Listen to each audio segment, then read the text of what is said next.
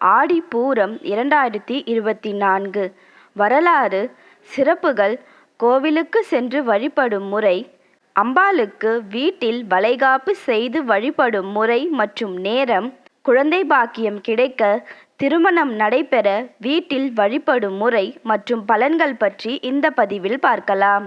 வழிபாடு குறித்த உங்களது கேள்விகளையும் சந்தேகங்களையும் கமெண்ட்ஸில் பதிவு செய்யவும். வீடியோக்குள்ள போறதுக்கு முன்னாடி மறக்காம எங்க சேனலை சப்ஸ்கிரைப் பண்ணிட்டு பெல் ஐக்கானை பிரஸ் பண்ணிடுங்க. எங்க வீடியோஸ் உங்களுக்கு பிடிச்சிருந்தா ஃப்ரெண்ட்ஸ் அண்ட் ஃபேமிலிக்கு ஷேர் பண்ணுங்க. மேலும் எதை பற்றிய ஆன்மீக தகவல்களை அறிய விரும்புகிறீர்கள் என்று கமெண்ட் பண்ணுங்க. ஆடி மாதம் அம்பிகையை கொண்டாடும் மாதம்.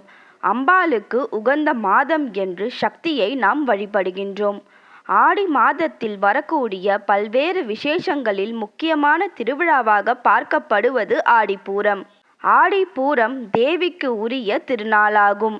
ஆடிப்பூரம் எனும் விழா தமிழ் மாதங்களின் 4வது மாதமான ஆடி மாதத்தில் வரக்கூடிய பூரம் நட்சத்திர நாளன்று கொண்டாடப்படுகிறது. ஆடி மாதத்தில் வரும் பூரம் அம்பிகைக்கு மிகவும் உகந்த நாள். வாழ்க்கையில் அனைவருக்கும் ஒரு தேடல் என்பது இருக்கும். அந்த தேடலை நிறைவேற்றி வைக்கக்கூடிய நாள்தான் இந்த ஆடிப்பூர திருநாள். நட்சத்திரங்களில் பூரம் மிகவும் சிறப்பான நட்சத்திரமாகும். பூரம் என்ற சொல்லுக்கு முழுமை, நிறைவு என்று பொருள். இந்த ஆடிப்பூர நன்னாளில்தான் உமாதேவி அவதரித்ததாக புராணங்கள் கூறுகின்றது. மேலும் ஆடிப்பூர நாளில்தான் அன்னை பூமாதேவியே ஸ்ரீவில்லிபுத்தூரில் துளசி மாடத்தில் ஆண்டாளாக அவதரித்ததாக சொல்லப்படுகின்றது. ஆண்டாள் அவதரித்த தினம் என்பதால் ஆடிப்பூரம் ஆண்டாள் ஜெயந்தி என்றும் கொண்டாடப்படுகிறது. சைவ வைணவ பேதமின்றி கொண்டாடப்படும் ஒரு திருநாள் ஆடிப்பூரமாகும். சித்தர்களும் யோகிகளும் இந்த நாளில் தவத்தை துவங்குவதாக புராணங்கள் கூறுகின்றது. இப்படி அம்பிகைக்கு உகந்த திருநாளில் நாம் கோவிலுக்கு சென்றும் வீட்டிலும் வழிபடும் முறைகளை பற்றி பார்க்கலாம். இந்த வருடம் ஆடிப்பூரம் ஆகஸ்ட் 7ஆம் தேதி புதன்கிழமை கொண்டாடப்படுகின்றது. பூர நட்சத்திரம் ஆகஸ்ட் 6ஆம் தேதி செவ்வாய்க்கிழமை மாலை 5:45 மணிக்கு தொடங்கி ஆகஸ்ட் 7ஆம் தேதி புதன்கிழமை மாலை 8:30 மணிக்கு முடிவடைகிறது. வழிபட உகந்த நேரம் காலை 9:15 மணி முதல் 10:15 மணி வரையிலும், காலை 10:45 மணி முதல் 11:45 மணி வரையிலும் சொல்லப்பட்டுள்ளது. கோவிலுக்கு சென்று வழிபடும் முறை. உங்கள் உடல்நிலைக்கு ஏற்றவாறு நீங்கள் ஆடிப்பூரத்தன்று விரதமிருந்து கொள்ளலாம். அம்மனுக்கு உரிய ஆலயங்களில் ஆடிப்பூரம் பிரம்ம உற்சவமாக 10 நாள் திருவிழாவாக வாகன சேவை, ஊஞ்சல் சேவை சிறப்பாக நடைபெறுகின்றது. குறிப்பாக ஆண்டாள் ஜெயந்தி என்று சொல்லப்படுகின்ற ஆடிப்பூரத்தன்று ஆண்டாள் அவதரித்த ஸ்தலமான ஸ்ரீவில்லிபுத்தூரில் கொடியேற்றத்துடன் 10 நாள் திருவிழா வெகு விமர்சையாக நடைபெறுகிறது. 10 நாட்களும் வெவ்வேறு வாகன சேவைகள் நடைபெற்று ஆடிப்பூரத்தன்று திருத்தேரோட்டம் நடைபெறும். இது அம்மனுக்கு உரிய வளைகாப்பு திருவிழாவாகும். ஸ்ரீவில்லிபுத்தூர் ஆண்டாள், நெல்லையப்பர், அழகர் கோவில், கபாலீஸ்வரர் கோவில், மதுரை மீனாட்சி அம்மன், திருவண்ணாமலை உண்ணாமுலை அம்மன், நாகப்பட்டினம் நீலாயதாட்சி அம்மன் உள்ளிட்ட பல கோவில்களில் அம்பாளுக்கு சிறப்பு பூஜைகள் நடைபெறும். இதனாலேயே அம்பிகையை புகழ்ந்து காஞ்சியிலே பிறந்தவளே, நாகையிலே பூத்தவளே, மதுரையிலே மணந்தவளே, நெல்லையிலே தாயாகி சீமந்தம் கொண்டவளே என்று கூறுவர். அம்பிகை உதித்ததும் ஆடிப்பூர நாள்தான். அம்பிகை ருதுவானதும் ஆடிப்பூர நன்னாளில்தான். மற்றும் அம்பிகைக்கு சீமந்தம் நடைபெற்றதும் இதே ஆடிப்பூர நன்னாள்தான் என்று சொல்லப்படுகின்றது. சில இடங்களில் ஆடிப்பூரத்தன்று முளைப்பாலிகை திருவிழாவாகவும் கொண்டாடப்படுகிறது. ஒரு வாரத்திற்கு முன்னரே அவரவர் இல்லங்களில் நவதானியங்களை விதைத்து முளைப்பாலிகையை தயார் செய்கின்றனர். பின்பு ஆடிப்பூரத்தன்று அது அம்மன் சன்னதியில் சேர்க்கப்படுகிறது. முளை வளர்ந்துள்ள விதத்திலிருந்து வருடம் எவ்வளவு செழிப்பாக இருக்கும் என்பதை உணர்த்துகின்றது என்பது ஐதீகம்.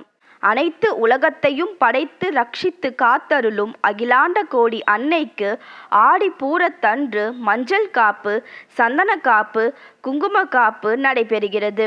தாய்மை என்பது பெண்களுக்கே உரித்தான ஒரு தனி சிறப்பு. உள்ளே உயிர் வளர்த்து உதிரத்தால் பால் கொடுக்க ஒரு தாயால் தான் முடியும். நம்முடைய மானிட வழக்கமான கர்ப்பிணிகளுக்கு வளைகாப்பு செய்து பார்ப்பதைப் போல படைக்கும் அன்னையான அகிலாண்ட கோடி பிரம்மாண்ட நாயகிக்கு, கன்னி என்று மறைகள் பேசும் அம்பிகைக்கு நாம் வளைகாப்பு நடத்தி கண்டு களித்திடும் நாள்தான் ஆடிப்பூரம். அன்றைய தினம் அன்னைக்கு வளையல்களால் மாலை போல அலங்கரித்து சிறப்பு அலங்காரம் செய்து வளைகாப்பு நடைபெறும். அன்னை உளம் மகிழ்ந்து அனைவருக்கும் தன் அருளை வழங்கும் நாள். திருமணம் வர வேண்டியும் குழந்தை பேறு கிடைக்க வேண்டியும் அம்பிகைக்கு வளையல் காப்பிற்கு நீங்கள் வளையல்கள் வாங்கி கொடுக்கலாம். வழிபாடு செய்துவிட்டு அந்த வளையல்களை பெண்மணிகளுக்கு பிரசாதமாக வழங்கப்படுகின்றது. இவற்றை அணிந்து கொண்டால் நாம் பிரார்த்தனை மிக விரைவில் நிறைவேறும் என்பது நம்பிக்கை. பிறகு அம்பாளுக்கு 2 நெய் தீபம் ஏற்றி வழிபாடு செய்துவிட்டு வர வேண்டும். இது கோவிலுக்கு சென்று வழிபடும் முறை. வீட்டில் வழிபடும் முறை. பூஜை அறையை சுத்தம் செய்து ஒரு மணப்பலகையை எடுத்து நன்றாக சுத்தம் செய்து அதன் மேல் கோலமிட்டு சிகப்பு நிறம் அல்லது மஞ்சள் நிற துணியை விரித்து, நீங்கள் சிலை வைத்து பூஜை செய்பவர்கள் என்றால் சிலைக்கு அபிஷேக அலங்காரம் செய்யலாம். அல்லது படம் வைத்து பூஜை செய்பவர்கள் என்றால் அம்பாளின் திருவுருவ படத்தை வைக்க வேண்டும். எந்த அம்பிகையின் படமாக இருந்தாலும் சரி, கருமாரியம்மன், காமாட்சி, மீனாட்சி, விசாலாட்சி, ஆண்டாள் என்று யாராக இருந்தாலும் சரி, படத்தை துடைத்து மஞ்சள் குங்குமம் பொட்டு வைத்து முதலில் மஞ்சளில் பிள்ளையார் பிடித்து வைத்து கொள்ளுங்கள். பிள்ளையாருக்கு குங்கும பொட்டு வைத்து பூக்கள் சாற்றுங்கள். குலதெய்வத்தையும் இஷ்ட தெய்வத்தையும் மனதார வேண்டிக் கொள்ளுங்கள். அடுத்து ஆடிப்பூர வழிபாடு என்பது அம்பாளுக்கு வளைகாப்பு உற்சவம் என்பதால் ஒரு கர்ப்பிணி பெண்ணுக்கு வளைகாப்பு அன்று பெண்களுக்கு நலங்கு வைப்பது போல மஞ்சள், குங்குமம், சந்தனம் பூச வேண்டும். பின்பு வளையல்களை மாலையாக கோர்த்து அணிவிக்க வேண்டும். நாம் எப்படி பூமாலையை அம்பாளின் படத்திற்கு அலங்கரிப்போமோ அதே போல கண்ணாடி வளையல்களை மாலையாக அணிவிக்க வேண்டும். கண்ணாடி வளையல் மாலை உங்களுக்கு கட்ட தெரியவில்லை என்றால் 4 வளையல்களை கட்டி அம்பாளின் படத்திற்கு முன்பு வைக்கலாம். கண்ணாடி வளையல் மாலை சூட்டிய பின்பு சிகப்பு நிற பூக்கள் மற்றும் வாசனை பூக்களால் அலங்கரிக்க வேண்டும். பிறகு அம்பிகையின் முன்பு ஒரு தட்டில் தேங்காய், பழம், வெற்றிலைப்பாக்கு, பூ, மஞ்சள், குங்குமம் வைக்க வேண்டும். அம்பிகையின் படத்திற்கு முன்பு 2 நெய் விளக்குகள் ஏற்றி வைக்க வேண்டும். நெய்வேத்தியமாக இனிப்பான சர்க்கரை பொங்கல், சர்க்கரை கலந்த பால், பருப்பு பாயாசம் வைத்து படைக்கலாம்.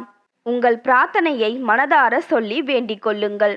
பின்பு அம்பாளுக்கே உரித்தான மந்திரங்களான லலிதா சகஸ்ரநாமம், அபிராமி அந்தாதி, நாராயணி ஸ்துதி, திருப்பாவை ஆகியவற்றை சொல்லி பூஜை செய்யலாம். பின்பு தேவியின் 108 திருநாமங்களை சொல்லி குங்கும அர்ச்சனை அல்லது பூக்களால் அர்ச்சனை செய்ய வேண்டும். பிறகு தேங்காய், பழம், வெற்றிலைப்பாக்கு சமர்ப்பித்து தீபதூப ஆராதனை செய்து பூஜையை நிறைவு செய்யலாம். ஆராதனை செய்து பூஜையை நிறைவு செய்த பிறகு நாம் பூஜை செய்த அம்பிகையின் படத்தை மனையில் இருந்து எடுத்து பூஜை அறையில் வேறு இடத்தில் வைத்துவிட்டு அம்பாளின் திருவுருவ படம் வைத்திருந்த அந்த மனையை கிழக்கு மேற்காக வைக்க வேண்டும். அந்த மனையில் திருமணத்திற்கு காத்திருப்பவர் அல்லது குழந்தை பேறு வேண்டி காத்திருப்பவர் கிழக்கு நோக்கி அமர வேண்டும். பின்னர் அம்பாளுக்கு செய்ததைப் போலவே திருமணத்திற்கு காத்திருக்கும் ஆண் அல்லது பெண் அல்லது குழந்தை வேண்டி காத்திருக்கும் பெண் மற்றும் தம்பதிக்கு நலங்கு வைத்து அம்பாளுக்கு சாற்றிய கண்ணாடி வளையல் மாலையில் 4 வளையல்களை எடுத்து பெண்களின் கைகளுக்கு போட வேண்டும். அதற்கு பின்னர் வீட்டில் இருக்கும் மூத்த பெண்மணி அம்பாளிடம் சமர்ப்பித்த தேங்காய், வெற்றிலைப்பாக்கு, பூ, மஞ்சள், குங்குமம் ஆகியவற்றை மனையில் அமர்ந்திருப்பவரிடம் வழங்கி ஆசீர்வாதம் செய்ய வேண்டும். மனையில் அமர்ந்திருப்பவர் இந்த வெற்றிலைப்பாக்கை தங்கள் முந்தானையில் பெற்றுக்கொள்ள வேண்டும். ஆண்கள் தங்களது மேல் தூஞ்சில் பெற்றுக்கொள்ளலாம்.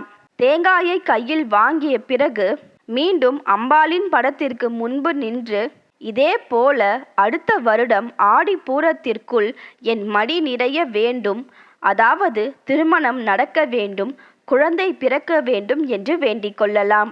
அம்பாள் நிச்சயம் உங்கள் பிரார்த்தனையை நிறைவேற்றுவார். வீட்டிலுள்ள மற்ற பெண்மணிகளும் வளையல்களை அணிந்து கொள்ளலாம். இது வீட்டில் வழிபடும் முறை. பலன்கள்: ஒரு விஷயத்தை முழுமையடைய செய்யக்கூடிய சக்தி ஆடிப்பூர நாளன்று செய்யக்கூடிய வழிபாட்டிற்கு உண்டு.